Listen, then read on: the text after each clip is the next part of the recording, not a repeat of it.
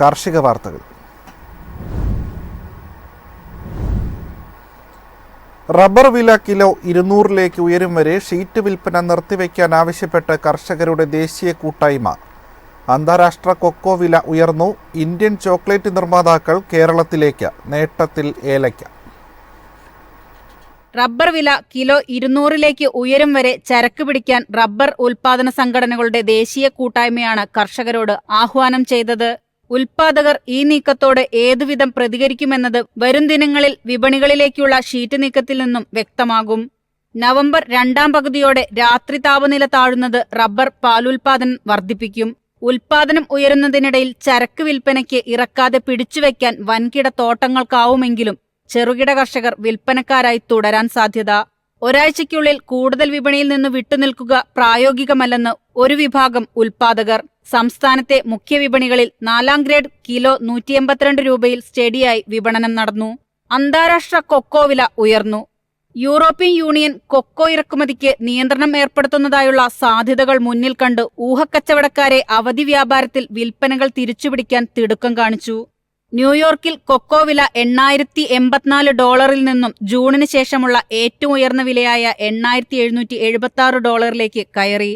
രാജ്യാന്തര മാർക്കറ്റിലെ ഉണർവ് കണ്ട് ഇന്ത്യൻ ചോക്ലേറ്റ് നിർമ്മാതാക്കൾ കേരളത്തിലെ വിപണികളിലേക്ക് ശ്രദ്ധ തിരിച്ചു.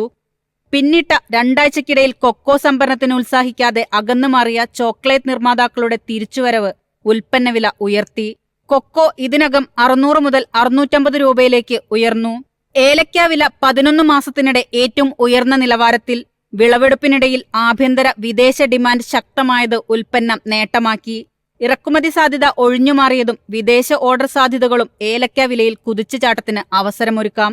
ശരാശരി ഇനങ്ങളുടെ വില 2899 രൂപയിലെത്തി. വിളവെടുപ്പ് സജീവമെങ്കിലും വാങ്ങലുകാരുടെ പ്രതീക്ഷയ്ക്കൊത്ത് ചരക്കിറങ്ങുന്നില്ല.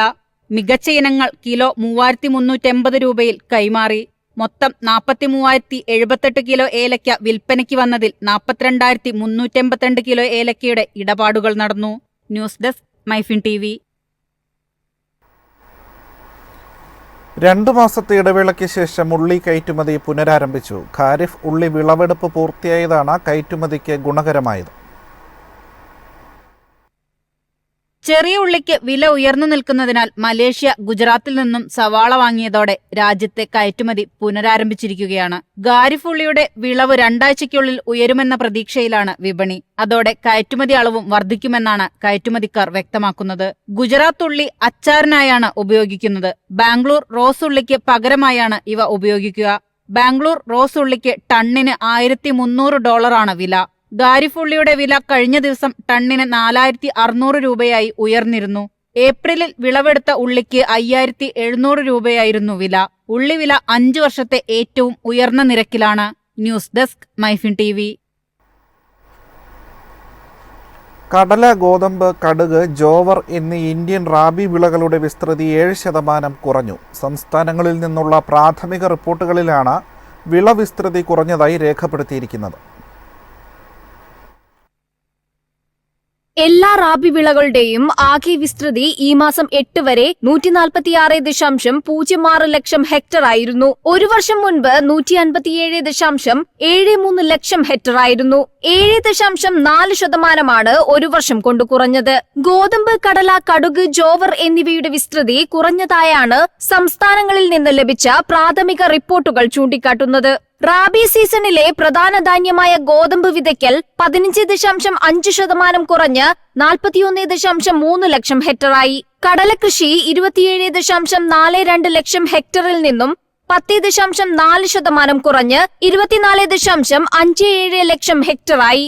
കടുക് 50.73 ലക്ഷം ഹെക്ടറിൽ നിന്ന് 1.6% താഴ്ന്ന് 49.90 ലക്ഷം ഹെക്ടറായി. പ്രധാനമായും ഖാരിഫ് വിളയായും ചില ഭാഗങ്ങളിൽ ശൈത്യകാലത്തും വളരുന്ന ജോവർ വിസ്തൃതി 8.93 ലക്ഷം ഹെക്ടറിൽ നിന്ന് 25.1% കുറഞ്ഞ് 6.69 ലക്ഷം ഹെക്ടറായി. News desk MyFin TV.